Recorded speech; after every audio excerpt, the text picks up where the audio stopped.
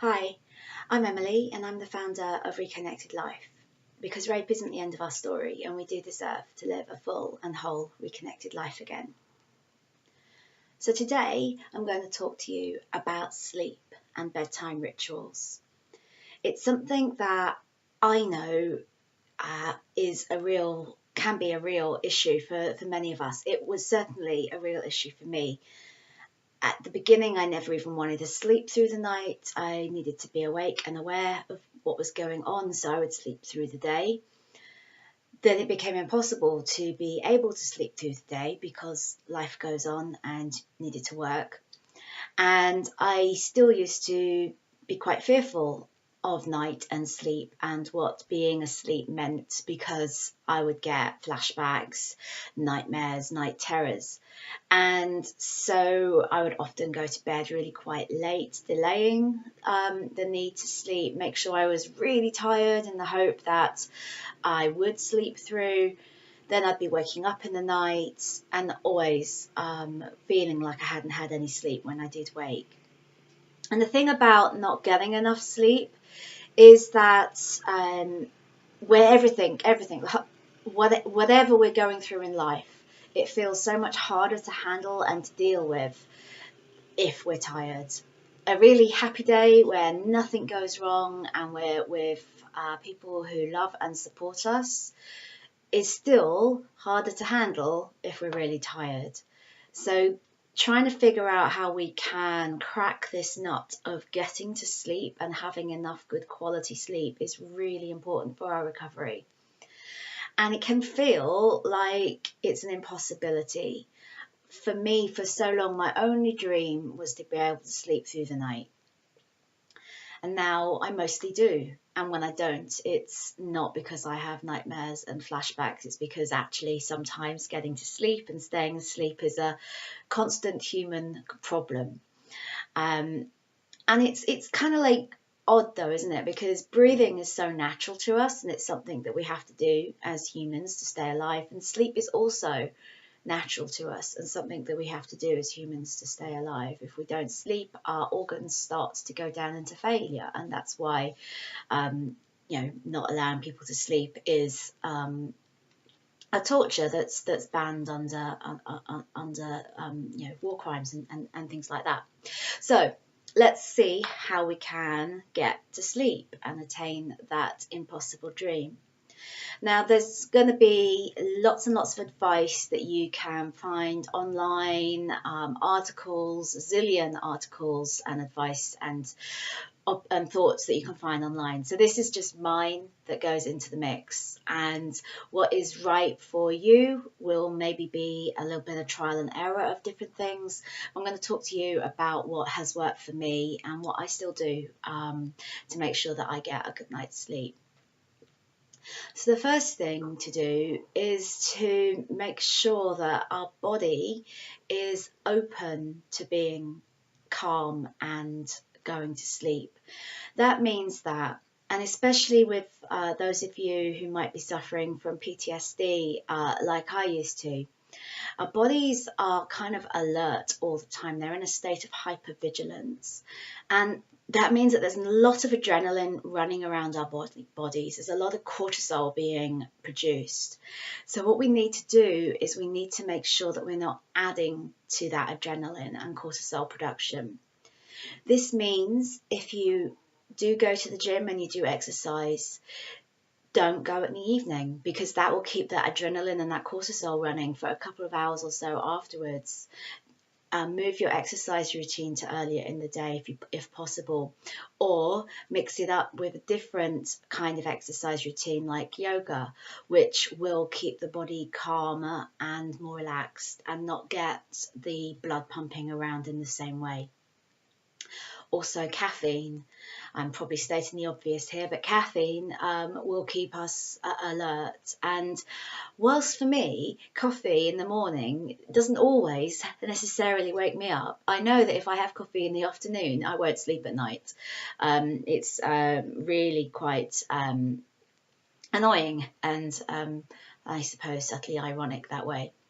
So if you're drinking even tea before bed, switch it to something that doesn't have caffeine in it. Switch it to maybe a herbal tea that has stuff to relax, chamomile, for example, so that you're still getting that lovely, warm, comforting, hot drink fix, but you're not spiking your cortisol and your adrenaline whilst doing so.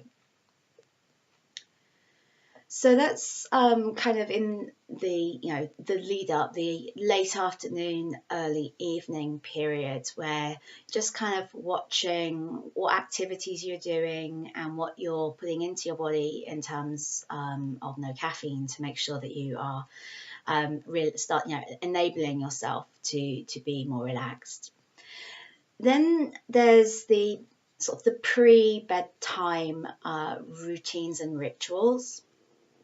And one of these is avoid the blue screen on the mobile phone or the laptop, even the television, for at least a half an hour before bed, because there's something around that kind of lighting that keeps the brain switched on, and we want to calm the brain in any way we can. So if you want an evening activity before bed, then maybe reading, listening to music, sewing, those kinds of things, rather than being in front of a screen. This is one that I know works, because when I do it, it makes sleep much easier. But being the Facebook addict I am, it's not one I always achieve, but it is one to know about. Meditation before bed is really, really helpful to calm the mind and to slow the mind down from all of its chitter-chattering inside. And I know that sort of meditation and not thinking about anything can actually be really, really difficult. And I don't think that's what meditation is. For me, meditation is focusing on one thing, an affirmation or a mantra, that means that I don't need to focus on all the other things that are trying to get in the way. So this is where I recommend that you use your mantra, your affirmation. I am enough, I am beautiful, I am safe, whatever it is for you that you want to feel more of. Spend a few minutes, just eyes closed, maybe meditating on that thought. And the other thing that can help with that is if you light a candle and you watch the flame for a few minutes whilst reciting that affirmation to yourself. That will also just kind of something about watching the flame flicker that really starts to calm the mind and to slow it down and to put it into a state where it finds sleep much easier. Then, of course, the hot bath.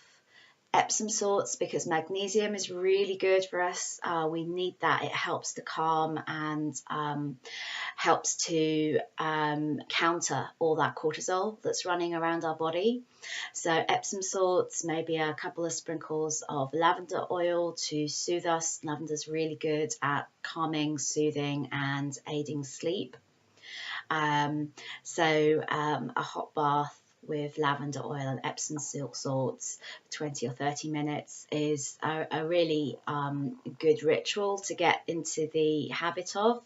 And add the candles, do the mantra, you're multitasking. It's all beautiful, and it's a really beautiful bedtime ritual before sleep. So then your body is relaxed, you have calmed it, soothed it, soothed your mind, and you're in bed. Now, some of you will have a partner next to you, some of you will not. I've not had much experience of having a partner next to me in recent years, so I can't really speak to how you might cope with them pulling the duvet off you or snoring in your ear.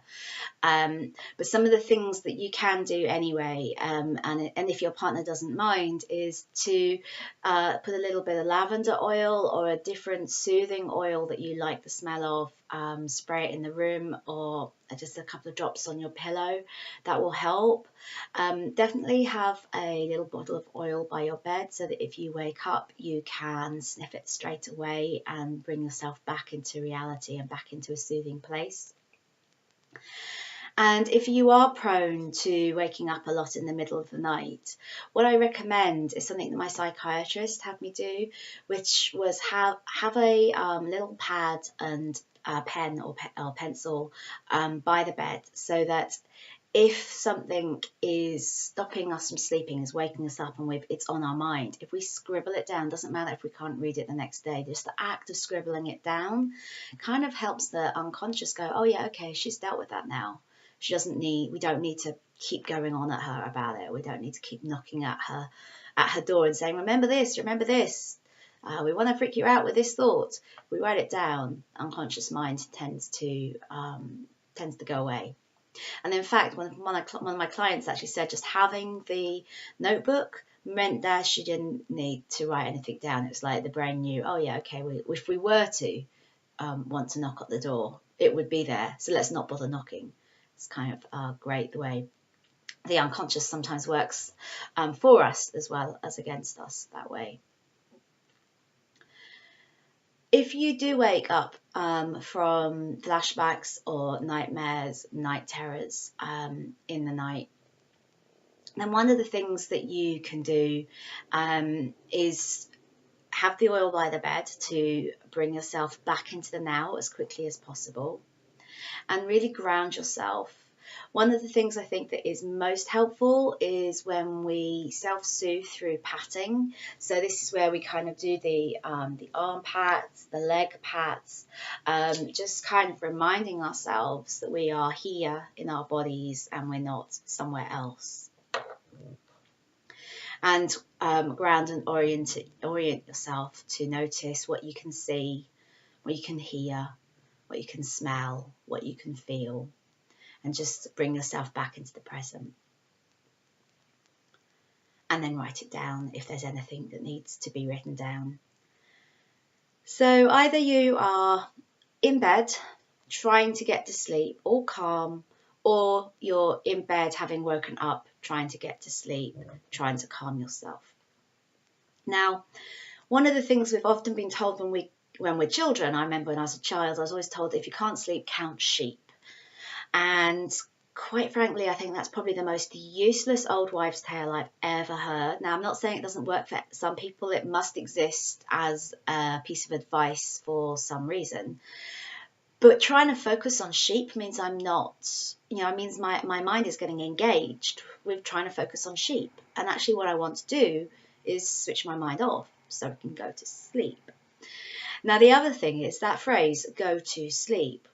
Well, sleep isn't a place. You can go to London, you can go home, you can go on holiday, but sleep isn't a place, is it? So as an instruction to our unconscious, that's a bit confusing for it, and it goes, well, I don't know where sleep is, so I'm going to ignore that instruction, because the unconscious is very, very literal indeed.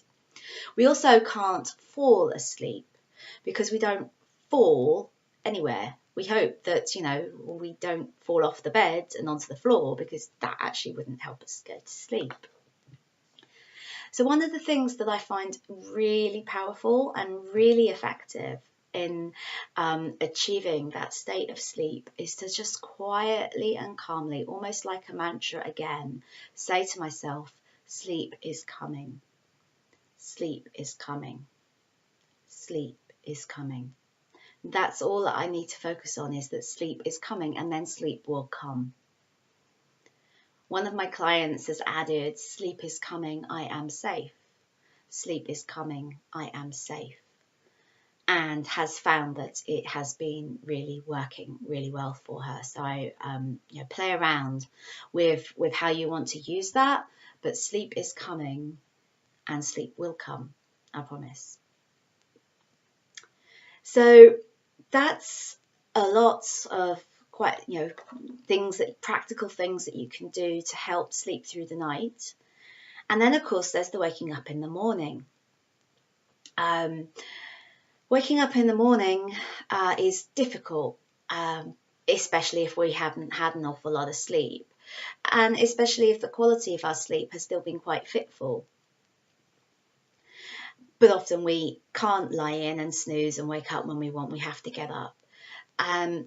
A lot of people will have a lot of morning rituals to help them, and I'm not going to go into those right now, but just want to say a couple of things about waking up in the morning. If you snooze, don't snooze too many times, because you're not going to get the quality of sleep that you need. If you tend to snooze for half an hour or 45 minutes, see if you can maybe set your alarm for 15 minutes later, give yourself a little extra actual sleep, and then snooze for longer. Oh, yeah, for shorter time, just then snooze for the 10 minutes that's left instead. When you get up, first thing you should do is drink some water. It will rehydrate you and help your brain to switch on again, and help you to get over that kind of feeling quite dull and still sleepwalking feeling that you might be having. And do what a cat does, stretch.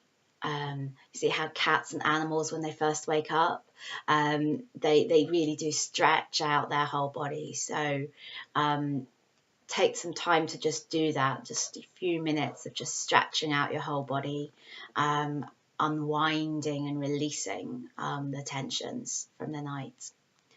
And hopefully that will also help set you up for a better day with having had sleep the night before. So I hope that this has been helpful to you. I hope it's got some tips that you may not have tried before.